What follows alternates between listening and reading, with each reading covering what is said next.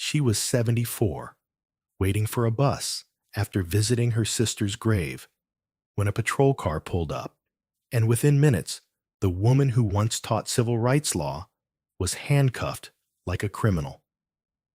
But what the officer didn't know, the woman he just arrested held the key to tearing down the entire precinct brick by brick. Dear viewer, what you are about to witness is not just a story. It is a powerful testament to the quiet power and pursuit of justice in places most people ignore. If this is your first time here, I warmly invite you to share where you are watching in the comments below. And if stories like this move you, challenge you, or make you think, consider subscribing and clicking the bell icon. We share voices that deserve to be heard every day. Thank you for being here. Now, let's get into the story. It was never meant to be more than another late-night ride home. As the bus coasted to a stop beneath a solitary street lamp in downtown Birmingham, the stillness felt ordinary, peaceful, almost comforting. Mildred Carson stepped off her cane, tapping softly against the cracked pavement. At 72, she moved with poise, born of decades, her silver hair pulled into a neat bun, her posture straight, her eyes calm. She had worked hard for her dignity. Nothing tonight would take that away. But then the patrol car pulled up. No sirens announced it. No urgent radio call preceded it. Officer Raymond Keene eased out of the vehicle, one hand resting on his holstered weapon, as if expecting trouble before even seeing it. He wasn't known for quiet confidence. His presence radiated something else, an uneasy authority that chipped away at peace before it began. Mildred looked at him without fear. She didn't need to. Her life had taught her more than most ever learn. She offered a nod of greeting, calm and sure. Keene's gaze lingered too long. He scanned her cane, her clothing, even the quiet silver of her hair, as though suspecting every inch of her body carried some hidden intent. It wasn't suspicion. It was presumption. The first words he spoke were clipped, professional, ma'am. This is a restricted area after midnight. But the sentence felt crooked. His tone carried accusation wrapped in courtesy. Mildred tilted her head slightly. She hadn't asked to be stopped, but she answered politely. I live 2 blocks that way. I'm waiting for an Uber, she explained, her voice steady. She'd learned long ago that words were her armor. Keene stepped forward. I need your identification, he said. Mildred offered her faded driver's license without hesitation. The glow of the street lamp revealed a face aged by time, but marked by resolve. She thought, I've earned my right to walk home. Yet the moment she extended that card, something shifted in his eyes. He studied the faded photo on her license, then looked at her again, as though he no longer saw a grandmother coming home, but a criminal trying to smile her way out. Stand still, he ordered. She froze, calm but confused. The command felt coarse. She complied, hands rising slightly, to prove she carried nothing wrong. And then, as though she'd triggered something in him, Keene reached for his handcuffs. She watched, stunned. Why are you doing this? She managed. Standard procedure, he replied, as if right matters more than truth. He clicked them into place. Mildred's wrists cooled with the cold metal, her dignity bruised more than her skin. She had been both teacher and matriarch, never this. The street lamp's pool of light revealed her face composed, but shaken. She didn't cry or yell. She simply stood shackled at 2:17 a.m. while the city slept. All around them, people began to notice. A teenage couple huddled in the shadows with a phone. A passing jogger halted in mid-step, uncertain what she was seeing. Drivers slowed, craning their necks. A night shift nurse, carrying a box of paperwork from the hospital across the street, hesitated, hand on her own phone. From quiet observation came a sense of wrongness, too palpable to ignore. Nobody moved. No one intervened. No witness became a hero. Instead, they watched in stunned silence as Officer Keene led her Aunt Mildred, as the nurse called her into the back of his cruiser. He didn't offer her a seat or a blanket.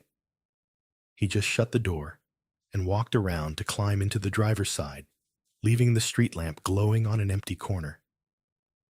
Mildred sank into the back seat with measured grace. She didn't ask to call her lawyer, and she didn't demand a supervisor. Instead, as the engine started, she reached into her purse and pulled out a small envelope. Inside was a packet of scholarship grant checks for local students' checks she had written earlier that day. Among them was one addressed to a young man named Terrence Keene, Officer Keene's nephew. Years ago, Mildred had helped pay for amputations after a gunshot accident, and those checks had made the difference. But he didn't know. Yet. As the car rolled away, the street lamp blinked once and shut off, leaving the corner in darkness, a quiet but powerful sign of what had been stolen in that moment. Not just freedom, but respect. Not merely peace, but trust. The quiet cruelty of presumption had taken something vital, and the night would soon come alive with questions nobody could ignore. And someone would have to answer. By morning, Birmingham was already whispering. The video of Mildred Carson's arrest had spread beyond the street corner, shared first by a teenage witness and then picked up by local news. The footage had no audio, but it didn't need it. The image of a handcuffed elderly woman being led into the back of a squad car, her face lined not with guilt, but with sheer disbelief, told the story louder than words.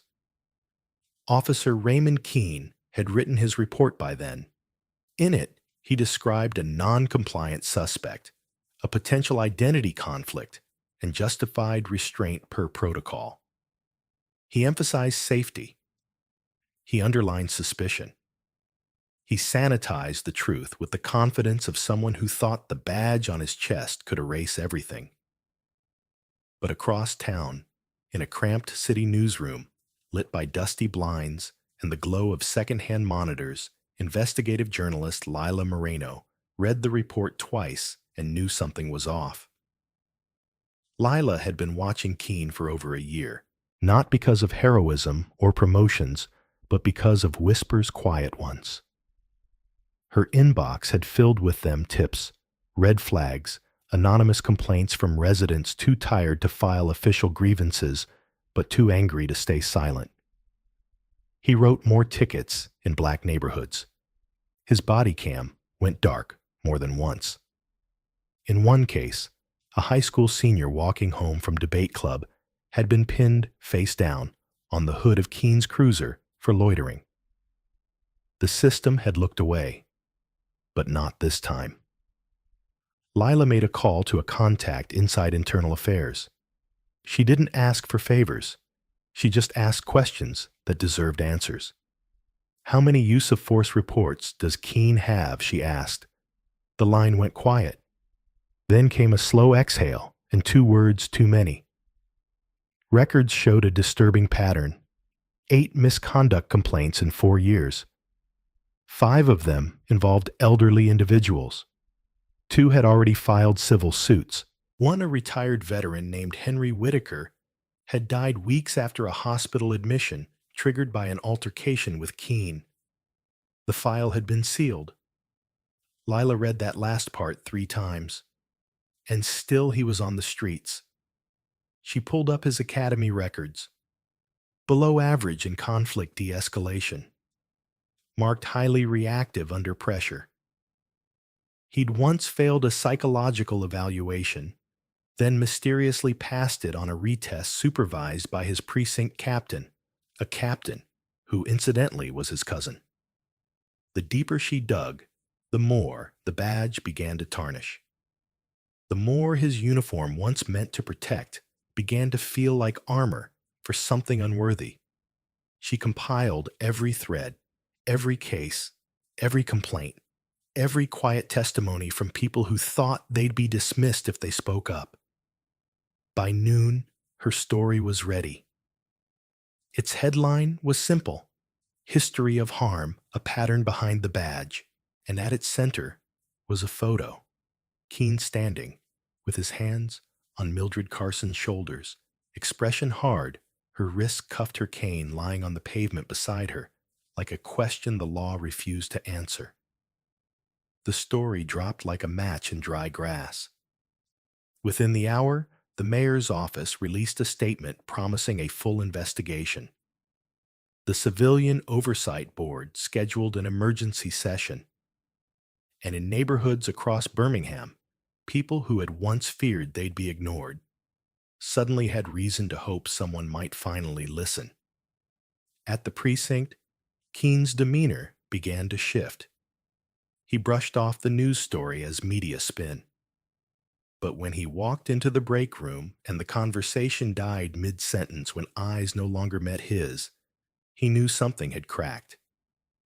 He didn't understand it yet, not fully, because men like him were rarely forced to. He didn't see the woman behind the cuffs as a scholar or a civic leader or someone who had shaped the very system he now stumbled through. But the city was starting to. And what it saw was not a criminal. It saw resilience. It saw a grandmother treated like a threat. It saw injustice, not in theory, but in high definition. And it wasn't going to look away again. Somewhere in the courthouse archives, a clerk began pulling Keene's previous cases for review. Somewhere else, a retired officer wrote a sworn statement he should have submitted years ago. And far away in Washington, a federal civil rights attorney whose email had buzzed with the name Mildred Carson 3 times in one morning paused her meeting to say, "Find out everything about Officer Keene. Because behind every uniform is a person. And some truths don't stay buried, not when they've handcuffed the wrong woman. Not when justice finally begins to remember what it's supposed to mean." In the quiet aftermath of the incident, Mildred Carson didn't speak. Not to reporters crowding her front gate. Not to the church members who left hot meals and handwritten prayers on her doorstep. Not even to her niece Alana, who had driven 5 hours from Montgomery after seeing the footage on the evening news. It wasn't that Mildred couldn't speak. It was that her silence had weight and inheritance from years of knowing when words could cost more than they were worth.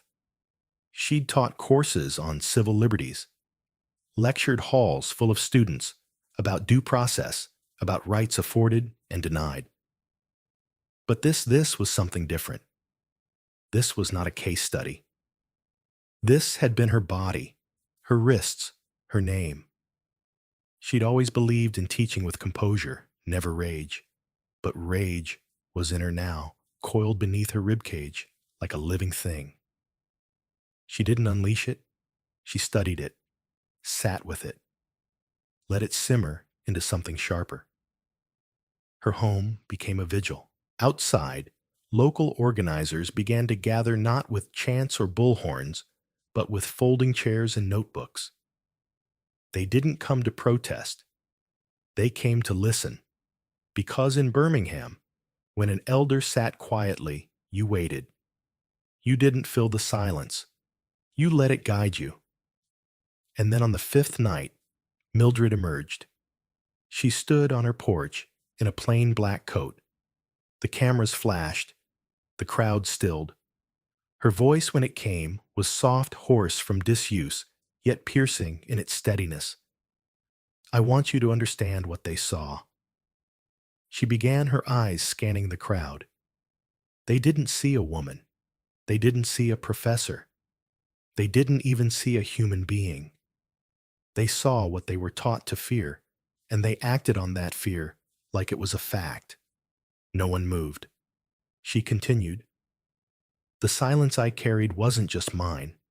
It belongs to every name left off a report, every bruise excused as policy, every breath that was shortened by suspicion." Mildred's words weren't just testimony, they were a reckoning. "I've spent my life believing in the power of the system to correct itself. I believed that if we just educated the next generation, trained the lawyers, mentored the officers, wrote the legislation, we could reshape this thing into something fair. But I was wrong. Education is not enough when fear is louder than truth." A hush swept through the gathering, heavier than before. "This is not about one bad arrest," she said. "This is about a structure that confuses compliance with safety and dignity with threat. It's about being asked to justify your presence in a world you helped build." Then she paused, letting her words settle. A young woman near the front wiped her eyes.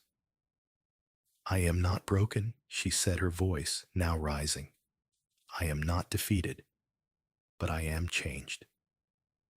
She spoke then of Marcus, her late husband, pulled from their car years ago during a routine stop that turned violent. How they'd buried his pride long before they buried his body. She spoke of the students she once taught who never believed her when she said, "Even if you wear the suit, the badge, the title, they may still see you as a suspect before they see you as a soul." She spoke of the officer Keene without venom. He did not invent racism. He merely operated within its allowance. Then she looked at the cameras, her gaze unflinching. To those watching this footage from your living rooms, shaking your heads, ask yourself this: what part of you needed to see bruises to believe it happened? Why wasn't the dignity enough? The air around her thickened with collective shame and then clarity.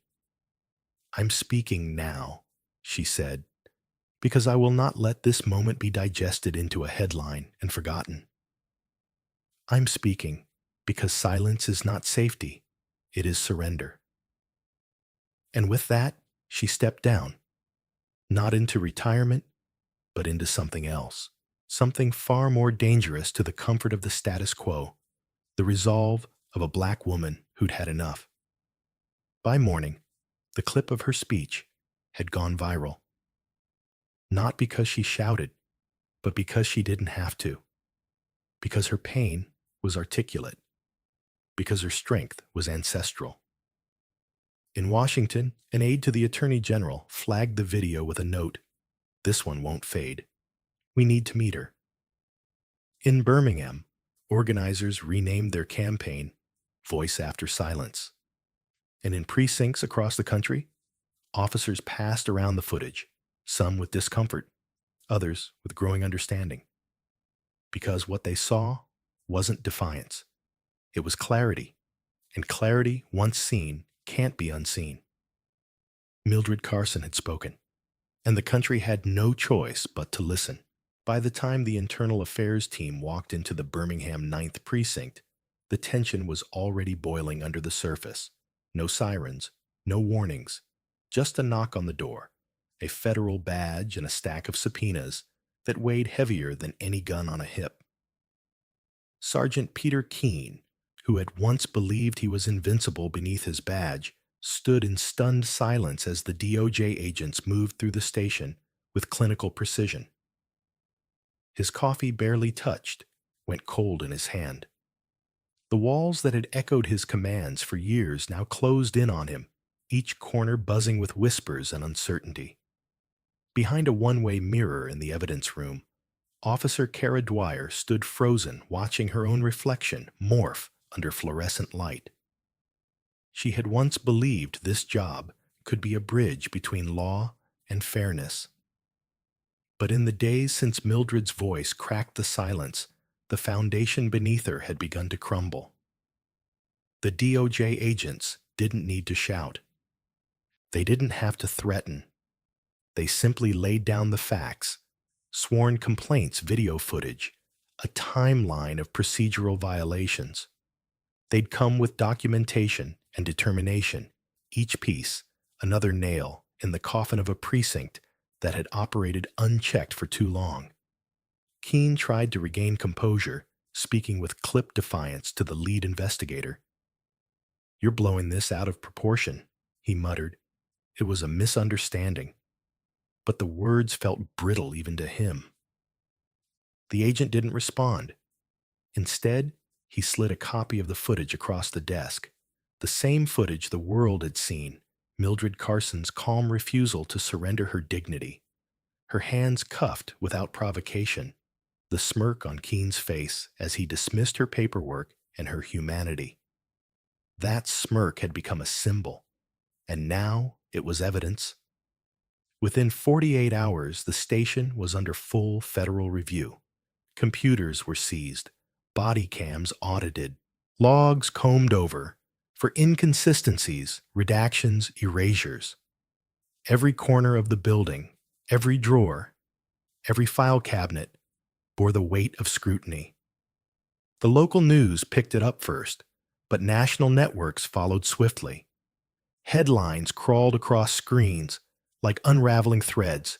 DOJ launches. Full investigation into Birmingham, 9th.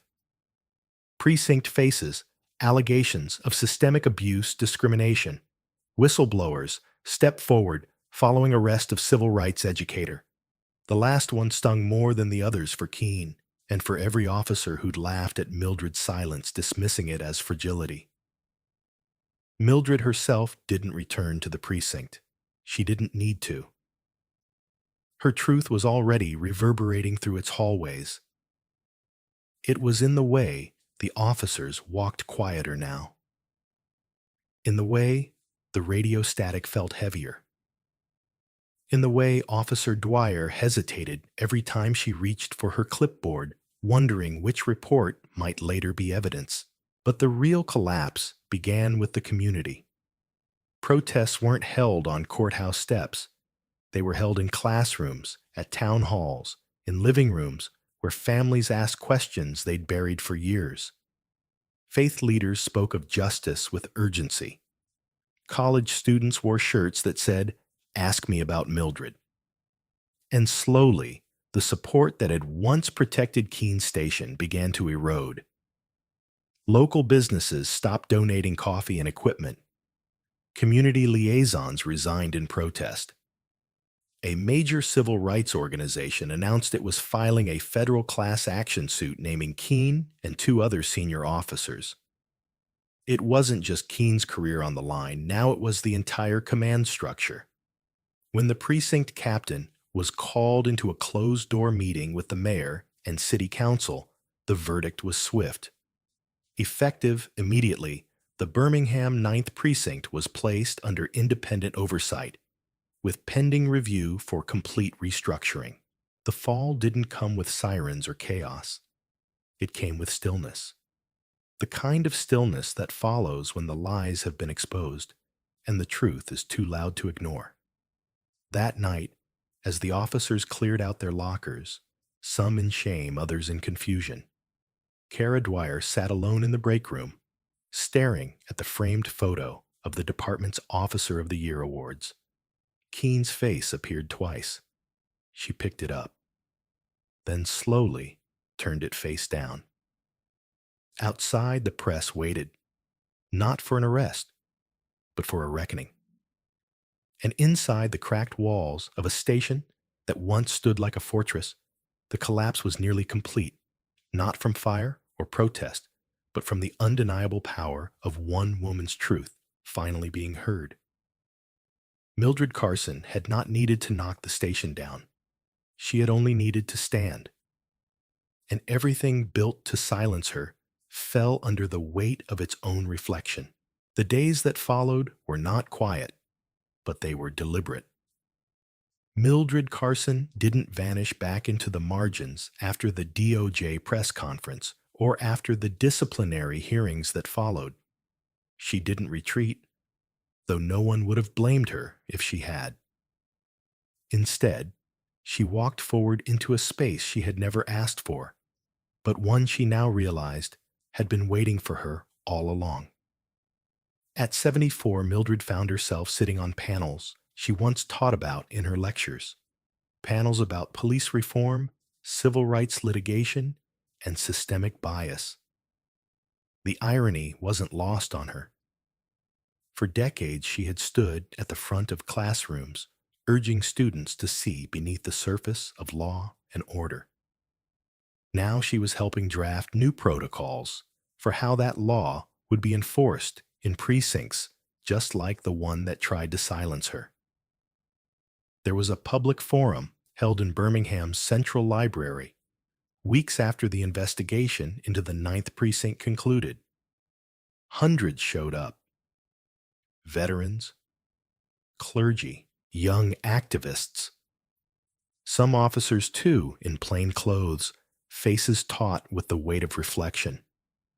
Mildred sat at the center table, not behind a podium, but among the people. When her name was called to speak, she didn't rise right away. She placed her hand on her chest, where the soft thud of her heartbeat steadied her. "I never expected to be standing here," she began, her voice low and resonant, "because for most of my life, I believed being right was enough. That dignity would protect me if I just carried myself with grace. But what I learned that night, what I hope you all understand now, is that even the strongest among us can be erased if we aren't careful. And what matters more than being right is being seen." The silence that followed wasn't empty. It was charged full of understanding and shared weight. Her words did not aim to incite, but to reconcile. Not to wound, but to repair. After the forum, a mother approached with her teenage son, who kept his eyes low until Mildred smiled at him gently. "He wanted to drop out of school," the mother said, voice trembling. "Said, 'The world doesn't care. But he saw your video. He heard you speak. Now he wants to study law.'" Mildred didn't respond with grand wisdom. She reached out, touched the boy's shoulder, and simply said, "Then make sure the next time this happens, you're the one who stops it."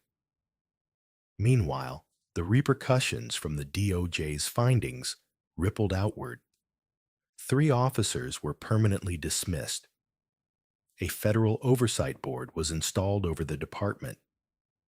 New hiring protocols demanded cultural sensitivity, mental health training, and body cam accountability that couldn't be paused or edited. The precinct that once ignored her name now carried the stain of trying to erase it. But for Mildred, legacy was never about revenge. It was about redefinition. She returned to the university one fall afternoon to speak in the same hall where she'd once lectured as a professor of constitutional law.